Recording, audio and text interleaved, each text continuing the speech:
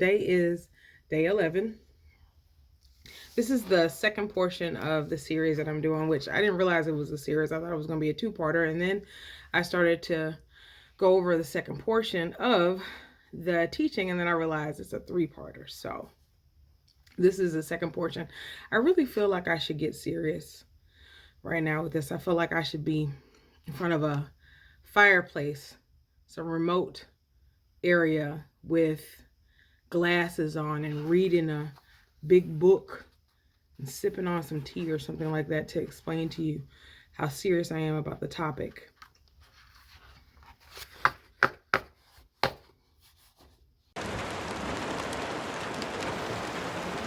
Time to get serious.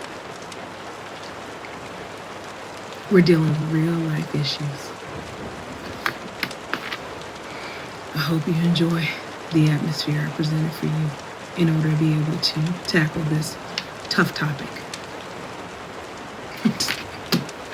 I'm just playing. These ain't even real glasses. They look good though. I need to start using these. And the fire is warm. Yeah, I'm feeling it heat. Let's get back on topic. I couldn't help myself.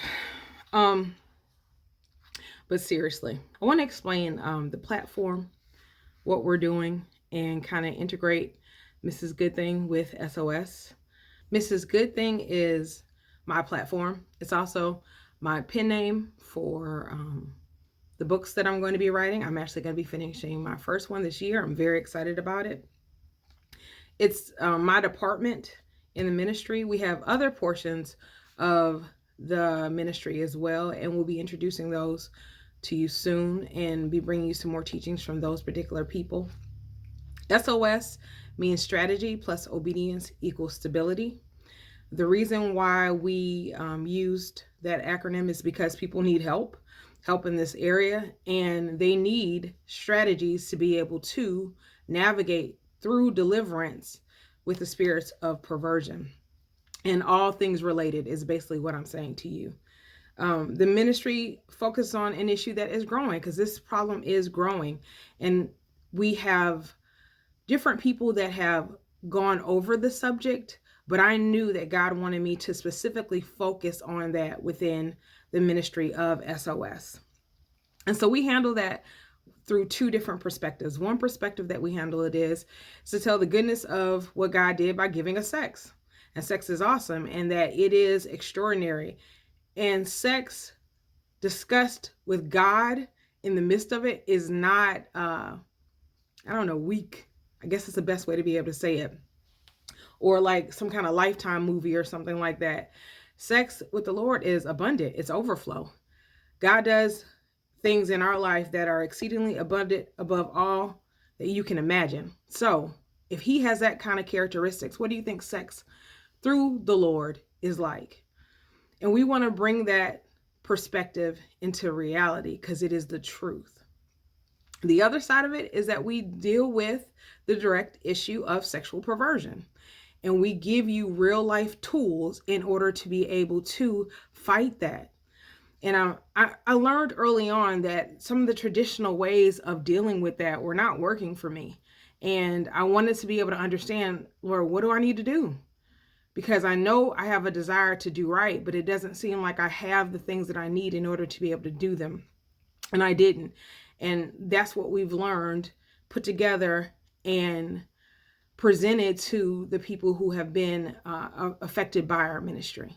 And so we do that as well. We confront the spirits head on. And that's the only way that you can deal with it, is to have conversations that are open, discussions that kind of lay it all out there and tell the truth about how we feel about what's happening in these areas. And we're not afraid to do that. Perversion, lust, missing the mark of God's vision for life kills. It kills God's people. The enemy does not care. His objective is to kill you, to destroy the family. He doesn't care if it's adults or kids. And he has been blatant in our faces with it. And the Lord wants to approach the warfare and the ministry in the same way, to be blunt and in your face. And that's what we do at S.O.S. S.O.S Ministries was created to give people practical plans and tools to direct them into deliverance, direct us into deliverance. So why is it that way? Why is it that some areas in your life that you need deliverance in are instant? I've heard of people having like someone smokes and all of a sudden they don't want to smoke anymore and they just stop. Or somebody who chews ice and they've had that habit all their life and then they realize it's an issue and they decide, I'm just not going to do it anymore. And they just stop doing it. I always feel like, okay, I don't understand. Why is that something that can happen instantaneously, but this doesn't? And I'm not saying for everybody that they can't have a quick turnover or quick deliverance in the areas of sexual perversion, but they are different. And I want to point those out. The scripture says, every sin, whatever a person commits, is outside the body, but the sexual immoral person sins against his own body. Sex, most of the time, is when someone is in someone's body. And because of that, it takes a different spiritual toll on us. It gives you full access to the spirit, and that access makes fighting spirits of perversion a fight that requires strategy, a plan, a process. And that's what we want to present to you. That's what we want to show you, and that's what we want to give so that we can have weapons in this war. The strategy I'm focusing on this series is warfare. The first video was about a forged weapon, and that forged weapon that is made specifically to be able to attack you. The enemy uses that weapon and targets you with things or people. It has easy access through the people and things that we love. He sends agents to be able to destroy us and to have access to our lives. We also understood the power of preparation and how when we're not prepared and we attempt to go to war, we fail. And the dark places require spiritual forces. And in order to be on the squad of spiritual forces, you have to be equipped, ready, and have a full arsenal of the tools and the strategies that God has given us and put in place. They are planning our deaths. Don't fight fair. You cannot fight fair. It's warfare. It's not fair. They don't fight fair either. And so when you're in those situations, you have to look it in its face, put the barrel to its head, point blank right between the eyes, and shoot to kill. That was video 1. In warfare, I want to continue in that strategy with getting aligned. Getting aligned requires a series of steps, and deliverance requires a series of steps. I want to go to 2 Kings 5:1. I'm sure some of us are familiar with the account. It's Naaman, and he has leprosy. We're going to read in verse 1. Now Naaman was commander of the army of king of Aram.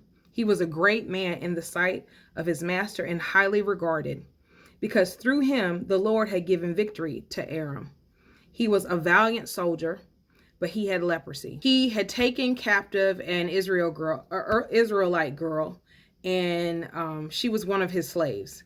And she knew that there was someone that could help Naaman and heal him. And so she recommended that he went to Israel in order to be healed. And so Naaman went to the king and asked the king for his help. Chapter 5, and I believe it's verse 9, because I don't have it on my paper. But the king told him it was okay. The king sent a letter to Israel's king. Israel's king had a fit because he thought that he was asking him to heal him. And he was like, I feel like this dude is trying to start a fight with me. And he knows it, and this is purposeful. And Elisha heard about it. And Elisha was like, send the man to me and he'll know that there is a prophet in Israel.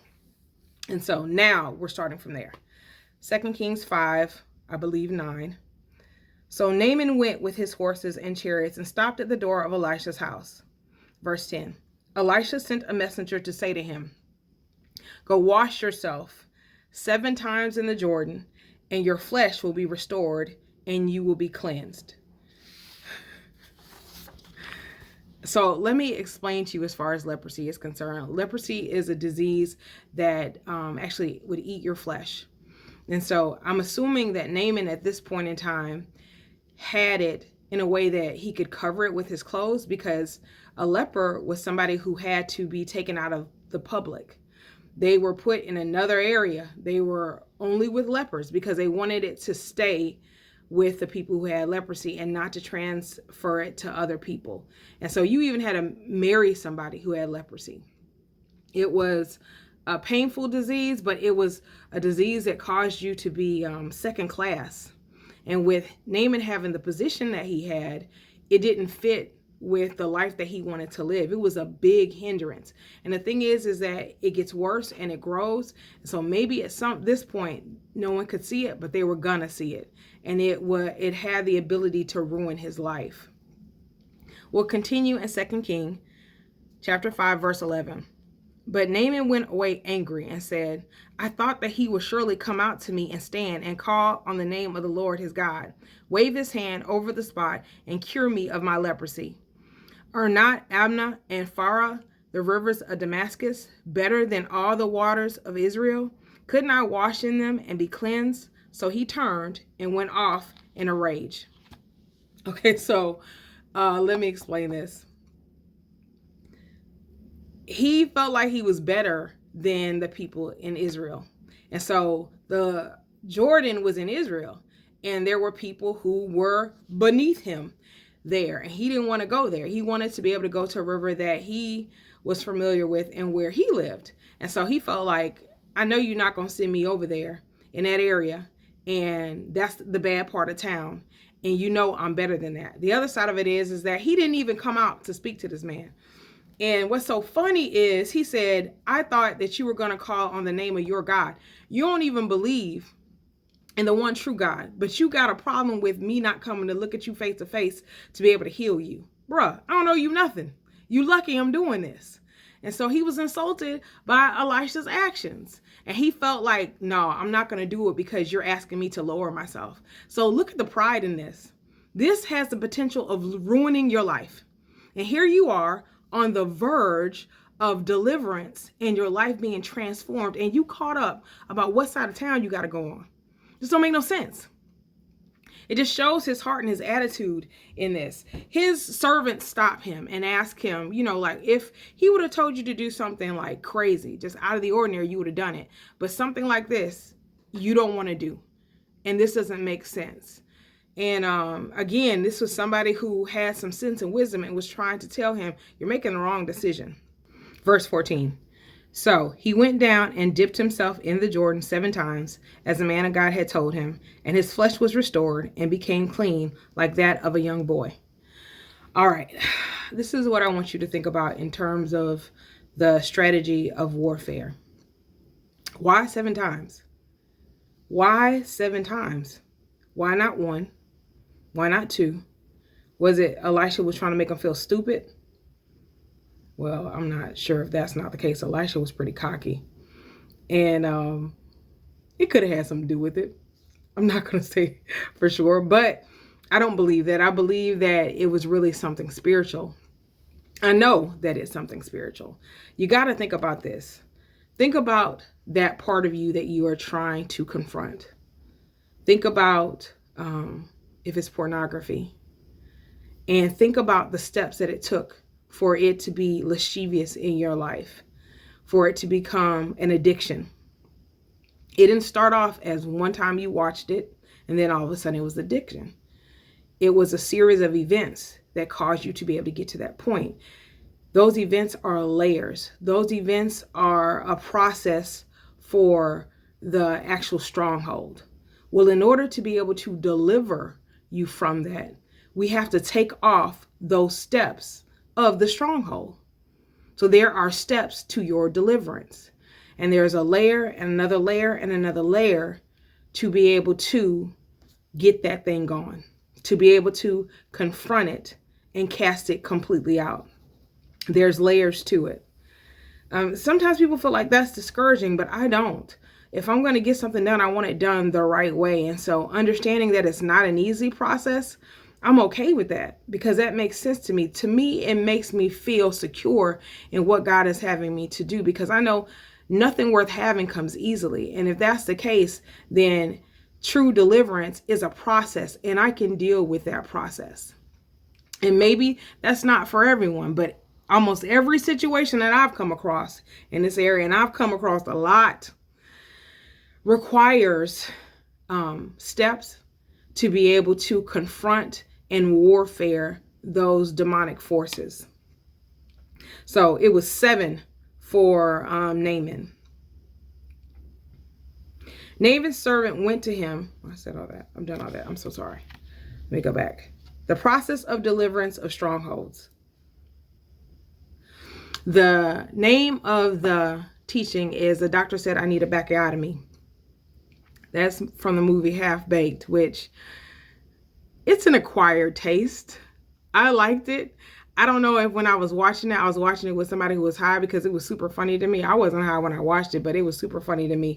And even now, I don't know. I guess it kind of hits on my kind of humor where it's not directly in your face all the time. And it takes some thought to be able to get to that. So it's funny to me. It is.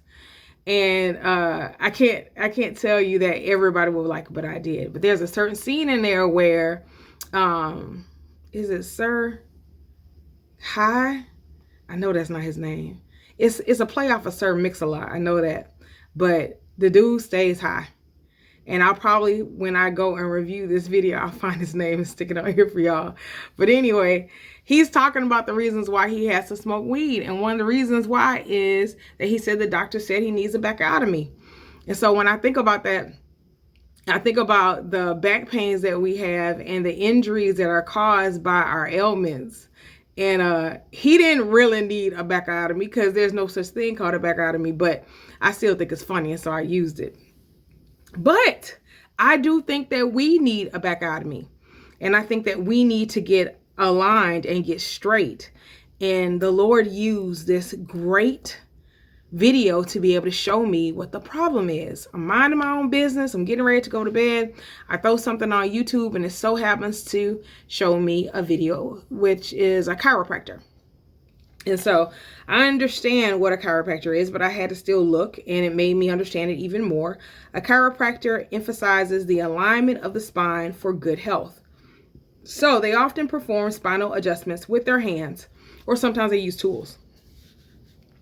A chiropractor is a licensed health care professional, and their treatment involves your body healing itself. So they have manual therapy, but then they said the body will, with manual therapy, heal itself, which I think is cool. The process in itself is really interesting to me.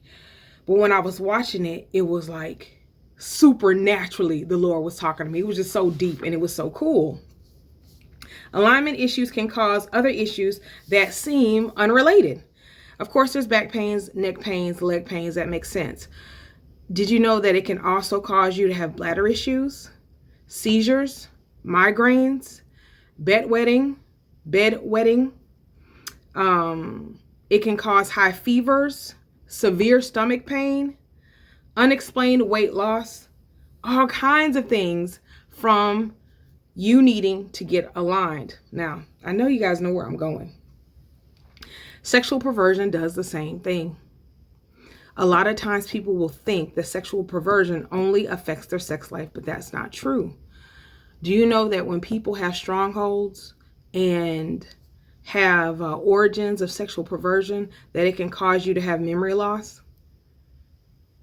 You're the person that somebody can sit there and have a conversation with you, and you can listen to them intently, but you don't recall anything that they've said. Sexual perversion strongholds can cause you to have a hard time comprehension. That's the best way for me to say it. Comprehension issues. Seizures, unexplained sexual impulses, erratic behavior, anxiety, social anxiety, really hard at multitasking. It's difficult for you to be able to do that. Problems where you feel like you don't want to be hugged or touched. That one seems obvious to me, but sometimes people don't understand that either. Overall, your brain activity slows down with sexual perversion. It's hard for you to think. It's hard for you to be able to put together a list of tasks and complete them. See, we feel like those things can only affect those areas, but if we really think about the way that the enemy works, doesn't it make sense that it wouldn't just be isolated to that one thing? He wants to destroy the body. And what's the best way to be able to do that is to be able to just not affect that, but affect everything. And that's what it does. It affects everything. I've seen people delivered and healed from sexual perversion and them being able to pick up a new trade that they couldn't do before. I've seen people straighten up physically. I've seen them where they were hunched over, and with the healing that God gave them, they straightened up physically. I've seen that. I've seen people's faces transform. Stroke victims. It's unbelievable how much this spirit affects you. I guess I shouldn't say it's unbelievable because Paul said it. You take this in. It is, most sins are outside the body, but this is in the body. And so it has full access to you. It makes sense. There was this one particular patient that I saw, and I'm going to put the link in the comments of this particular video. I want you, of course, to finish this first. And when you do, to watch it if you have time to be able to watch it. It was great, though, because seeing it gave you a real life example of what it's like to warfare in this particular area of sexual perversion and some of the steps that need to be taken. What happens is that as a chiropractor, they apply pressure in a particular area, the area of where that the patient has the most pain. And the truth is that they have to hunt for that pain. And I thought that was so interesting because a lot of things are not surface. Somebody can say, you know what, I have a hard time with somebody being on top of me in the midst of sex. That position is uncomfortable to me. I don't know why. And so we have to kind of hunt spiritually to find out where that origin came from, what happened to be able to get them to that point. And so that's a lot of praying, asking the Lord, and you hearing from the Lord and you kind of telling that person, the Lord is showing me this, and it helps them to be able to go through their memories and find out where that thing started. So they have to hunt for the origin. And that's what happens with chiropractors. They hunt for the origin of that pain. He cracks the body to put it back in place, and it hurts. See, this is so key. When you are warfaring and when you are walking in deliverance, you're going to hit parts that hurt. And normally what happens is that people run from the hurt. We'll be talking to them, we'll be ministering to them, and we'll bring up a memory that God is giving us to give to them. And then they'll say things like, I don't want to talk about that. They don't want to talk about that because it's painful. But the truth is that there is deliverance in the pain. There is healing in the pain. And so when I saw this man on this woman's back and he had located where the origin of the pain was and went to go crack her back, she let out a, I mean, you heard her back crack and then you heard her reaction to the pain. Before he could even get it done, he told her, I need you to relax. I need you to submit to what I'm doing. It's so instrumental in warfaring and healing. You need to be able to submit. You need to say, Lord, I relinquish this hold that the enemy has on me. You can have whatever's in my spirit. I give you full access to me. You have to let yourself relax. You have to say, you know what? It doesn't matter where we go in this, what has to come out, what I discover. I trust and believe that you are going to change me. I trust and believe that you are going to deliver me. I trust and believe that you're not going to harm me, Father God. And anything that you do in this is for my better. It's for my betterment. You have to surrender to what he's doing. And it was so key in this man helping this woman to be able to heal. Let yourself cry and grieve. Crying is purposeful. God gave us the ability to cry. Those tears heal. Our bodies start to be able to create chemicals that helps us, endorphins, to be able to deal with what's happening in us. And it ushers in the healing by crying. Give yourself an opportunity to grieve. You can talk about what happened. Don't bottle it back up, because all you're going to do is put that thing back on you and give the enemy access to you. So the truth is that give yourself time to grieve. Talk about it. If it still bothers you, keep talking until it stops bothering you. Don't make it this hush kind of thing. What I mean is the secret conversation that you're not supposed to have in front of people. Who says? Who says that's supposed to happen? I have people who come to me who've been abused by different people, sexually abused by different people. And they say, well, I don't want to go around this particular person because they know that person. And they feel ostracized because of it. You can say, I don't like being around that person because they sexually abused me. It's the truth. And so some people feel like, well, that's uncomfortable. Yeah, it is, but it was uncomfortable that they did it. So who's supposed to be uncomfortable? The victim or the person who did it? And I'm not bashing the people who are part of the strongholds that are created through sexual perversion. I'm not bashing the person who hurts the other person, because most likely someone hurt them as well. But to hide it or hint or try to act like something's wrong with you because it happened to you, or that you should be quiet about it, that's not going to help. I would ask you to move in a spirit of grace and understand that God wants them to be delivered too. But I would definitely tell you not to be quiet about what's happening. It's okay to talk about it. He said things like, receive this. I thought that was so cool. Allow this to be released. Don't fight it. There's so many times that I'll sit there and the Lord will show me something about somebody in their past, and they're like, I've never had that happen to me. I don't know what you're talking about. And a lot of times it's because we fight seeing what God is trying to show us. There's something that we do. There's some habit that we have. There's some stronghold that we have, and we don't understand why it is that way. And so when God retraces those steps and shows you where it starts, because that's uncomfortable, we fight seeing it. I have to say, pull your walls down. Ask God to be able to pull your walls down. Ask God for you to surrender to what he's trying to show you. Trust him. Trust that your Father's going to take care of you. Understand, everything that hurts you hurts God. He is not this overlord that's over us, kind of looking down, and this puppeteer that says good life for her, bad life for him, and so on and so forth. And then when we have pain, it's like, well, it happened. That's not who he is. That is not the character of God. When you hurt, he hurts. If your level of pain is a 500, God's level of pain is a 505. He feels every portion of what you've gone through, and it grieves him like it grieves you. So trust him and know that he's going to work this out for your good and your well-being. Surrender to the process of realignment. Surrender to yourself getting straight.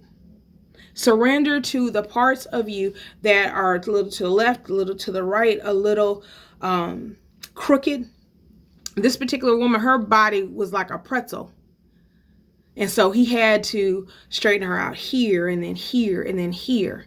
And there was a process to be able to do it. Some days he couldn't work on this portion, but he could only work on this portion. And that's what happens in the steps in the process of being delivered. Some days you're not going to talk about particular things, but some days you are.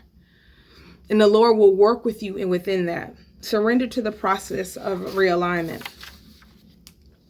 He said things like, do I have your permission? God is a gentleman.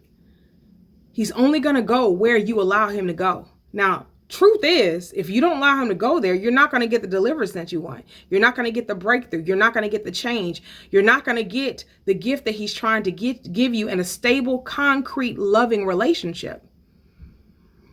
But he's not going to force you. He's going to ask for permission. He also, when the chiropractor was on this lady's life, said, are you ready? On this lady's back, he said, are you ready? And so she kind of planted her arms and got into the position of relaxing and just kept telling herself, you know, like, just relax, just relax, just relax. And he said, I'll wait for you. And that's what God says. I'll wait for you in that moment. There was another time, because this woman had like appointment after appointment after appointment. Another time where he said, are you ready? And she said, no, I'm not ready yet. He said, I'm going to give you 10 seconds. And sometimes, because he is a good father and he wants the end result that you want, he will say, all right, breathe, but we about to go there. And we have to go there. Even with me sitting here doing this teaching, and the Lord showing me some of the people that are going to watch this and see this. This is what you've been missing. This is why you can't sleep. This is why your rest is constantly disturbed. This is why you try to be able to avoid certain thoughts, certain things, certain smells, movies. It's because you haven't implemented this step of going deeper and aligning yourself, realigning yourself. It's necessary. It's worth it. Every appointment, the first appointment that woman went to, she was scared. She was frigid. She looked like she had gotten beat up. She just wanted to get away. You could tell. But each appointment, it changed. Her spirit changed. She got more excited. She was happy. She was running over there to get on a table that she was scared to get on that first day. She was terrified that first day. So when you're going through this, it's going to be real difficult when you start off. But there's going to be a certain point where you like, I want this healing. I want this deliverance. Get me up on that table. Do what me, you, and the Lord got to do to get this done. Sometimes when you have a breakthrough in a particular area, you feel like you are done and you've only scratched the surface. How many years did you go through that? How many years were you molested? How many years did you suffer sexual abuse? How many times were you raped? There's layers. There's stuff that's got to come off.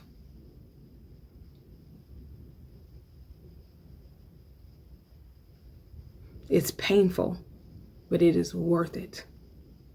And God's going to take you the whole way, holding your hand, guarding your heart. Stay saturated in the word. Stay next to your Father. Some of the worst experiences I've had in my life were bad, but they could have been so much worse if I did not pull myself out of the world and tuck myself under the arm of my Heavenly Father. I just stayed there. I knew that if I tried to do this in the world, it would kill me. And that's what you got to do. You just got to stay with your dad. He'll protect you through this. Don't forget that you have bad habits also with this. So you have deliverance, but sometimes you'll see the habits and you just have to confront the habits. You just have to say no. You just say, I don't want to. I'm not doing it anymore. I'm delivered. That's with taking every thought captive, because the enemy will try to introduce a habit to you, not the stronghold. And you'll be like, oh man, I ain't delivered. And you are. You just got to confront the habit. Take every thought captive. Tell it, I'm delivered. I'm healed from this. With getting realigned and the Lord's strategy to be able to do this, there is so much that he uncovers. There's so much that comes out that it's hard to unpack sometimes, and it's okay. I tell people, get a notebook, write the things down that you need to write down. At some point, I'm hoping that you can take that thing and burn it. But until then, to be able to unpack all those things, write them down. Deal with it one step at a time. If there are, let's say, 7 different occurrences, and you want to be able to deal with it, deal with one occurrence at the time and warfare against that one occurrence. Use the different strategy that we presented in the first video about warfaring. Be prepared. You have to be prepared if you're going to deal with this stuff. And use the ministry. Use S.O.S. That's what we're here for. That's what we want to do. Because we are putting ourselves in a position that we can be that elite force, the special forces, to be able to fight for you.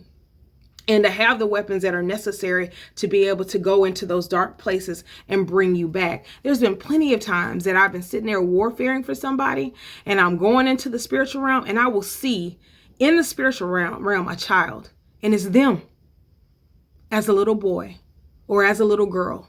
And I'm literally picking that child up and I'm taking them out. I can just say to you, God made this ministry for you. And that's what we are going to do. So this is the second part to the series for warfare, realignment, getting ourselves straight with God, releasing and allowing him to be able to make us over, understanding that it's a process and that we might have to go in there 1 time, 2 times, 3 times, 7 times, as Naaman did, to take off all those things that are characteristics that we might have created to be able to protect ourselves, that's actually hindering our growth. Anger is a good one. Just understand that God has put steps in place to be able to have you healed and the life that he's promised. Day 11. Thank you, guys.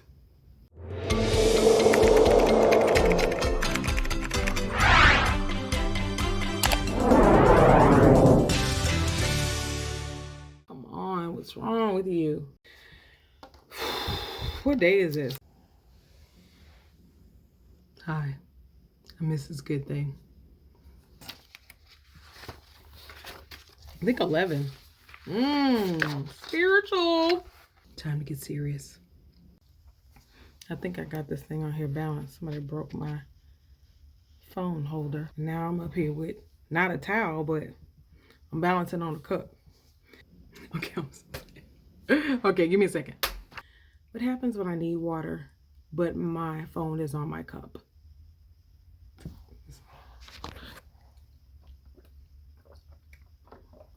Well, smart, but what's the girl gonna do? It's crunch time. 11. Things ending. Endings are good.